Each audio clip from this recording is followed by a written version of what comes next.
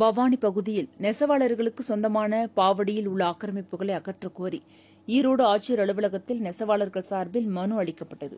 பவானி நகராட்சி அந்தியூர் மேட்டூர் பிரிவில் செங்குந்த கைக்கோளர் ரெட்டுக்கார முதலியார் நெசவாளர் சமூகத்திற்கு சொந்தமான காலி இடம் உள்ளது. இந்த இடத்தை பாவுநூல் நூற்பதற்காக கடந்த 150 ஆண்டுகளாக நெசவாளர்கள் பயன்படுத்தி வந்தனர். இந்நிலையில் இந்த இடத்தை சிலர் ஆக்கிரமிப்பு செய்ததை அடுத்து கோர்ட்டில் வழக்கு தொடரப்பட்டது. இதையடுத்து செங்குந்த கைக்கோளர் ரெட்டுக்கார முதலியார் சமூகத்தைச் சேர்ந்த நெசவாளர்களுக்கு சொந்தமான இடம் என்று கோர்ட்டில் தீர்ப்பு வழங்கப்பட்டது.